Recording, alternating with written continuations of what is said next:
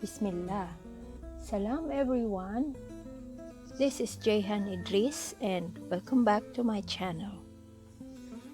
For today's video, we will talk about these homophones. Okay, homophones are two or more words that sound alike but different in spelling and meaning.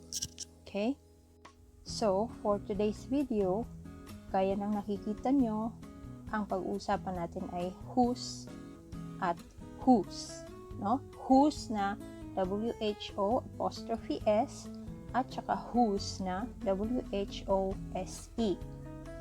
First, ano ba yung sinasabing whose with apostrophe S? Ibig sabihin who is or who was, is kung present, was kung past. No? Ibig sabihin sa Tagalog, sino ang or sino si. Another meaning is who has. Sa Tagalog, sino ang may. May something, no? Pag-aari. So, who's excited? Who's a cat? In other words, who is excited and who has a cat. No, hindi naman pwedeng who is a cat kasi hindi naman pusa yung tao, no? So, who has a cat? Sa Tagalog, sino ang masaya, no? Sino ang excited? Sino ang may pusa? Diba? So, pag-aari siya. Okay? Sino ang may pusa? Alright. So, mayroon tayong ibang examples, no? Who's cleaning the shop? Who's a car but can't drive? Who's your mother? No? So, in other words, meron tayong who is cleaning the shop or who has a car but can't drive. And the last one is who is your mother? Okay. Sa Tagalog, sino ang naglilinis ng shop? Sino ang may kotse ngunit hindi marunong magmaneho?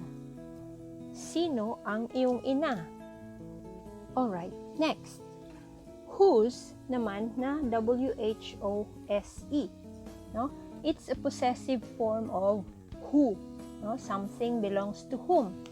Pag-aari siya, no? Pag-aari. Ibig sabihin, kanino? Sa Tagalog, kanino? Whose is a pronoun used to ask who owns something. So, gaya ng sabi ko kanina, it's about possession, no? Pag-aari. So, sa Tagalog, kanino. Alright? Kanino ang bagay na ito? Kanino ang pusang ito? Okay, klaruhin lang natin, no? Whose is a pronoun, not a noun. Hindi siya noun. No, kasi meron tayong sinasabi na possessive pronoun, meron din tayong sinasabing possessive noun. Now, magkaiba ang dalawang yon. Okay? Magkaiba po sila. Possessive pronouns are different from possessive nouns. Okay? Wala pong apostrophe na kailangan sa whose na W-H-O-S-E. Hindi po natin kailangan ng apostrophe dahil pronoun po siya. Possessive pronoun po siya. Hindi po siya possessive noun. Okay? So, yung possessive noun, yun ang merong apostrophe. Examples. Whose face mask is this? Whose cats are these? No? Sa Tagalog, kaninong face mask ito? Kaninong mga pusa ito? Okay? Now, I hope everything is clear so we can have a short exercise. Alright? Whose versus whose. So, mag-exercise tayo ng konti, no? Para ma-practice ng maayos ang whose with apostrophe S at saka whose na W-H-O-S-E. Okay, first, blank half-eaten burger is sitting on my plate. So, ano kaya ang sagot dito? Pag-isipan mabuti.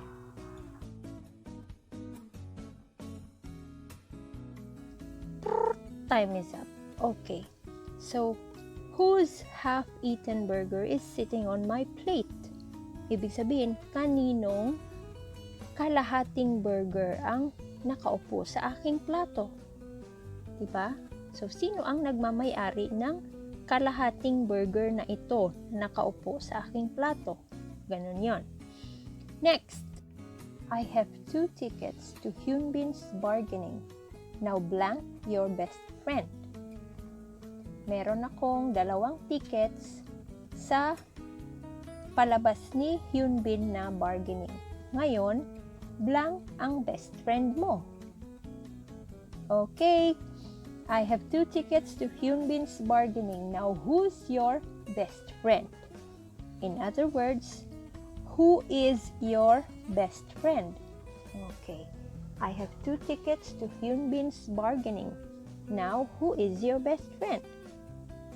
So, dapat sabihin mo, ako yung best friend mo para ilibre kita ng isang ticket. Okay, next. Do you know anybody blank going to Marawi next week?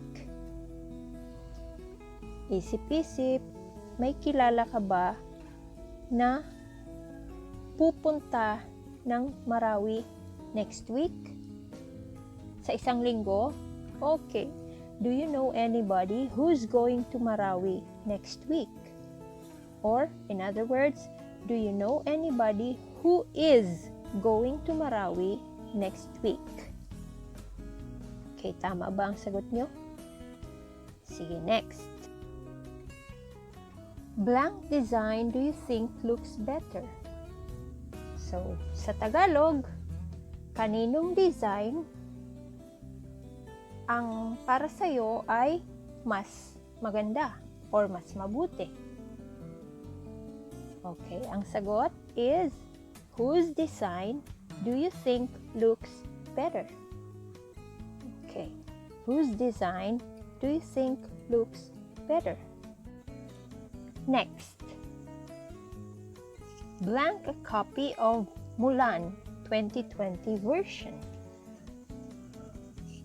Okay, isip-isip. Blank a copy of Mulan 2020 version. Okay. Who's a copy of Mulan 2020 version? In other words, who has a copy of Mulan 2020 version? Right, so ngayon, I think you are ready for a quiz. So let's have a short quiz.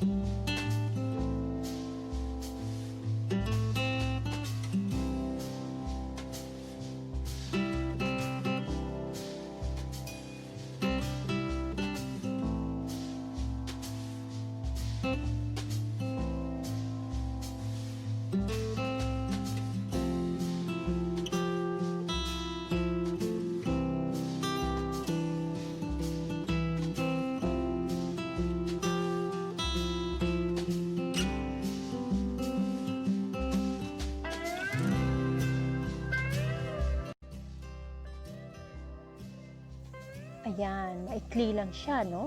So, now let's talk about the answers. The first one, who's not here yesterday? Ibig sabihin, who, kasi yesterday naman, who was not here yesterday. Next, whose wallet has been lost? Kaninong wallet ang nawala? No? Kanino? So, meron siyang possession.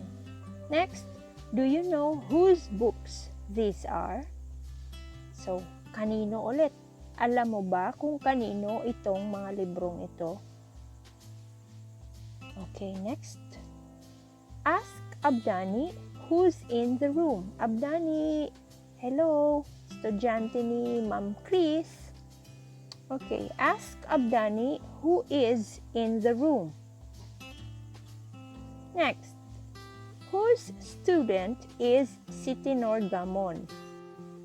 Eh di alam ko, si Miss Chris. Okay, Miss Chris Ilupa, estudyante mo.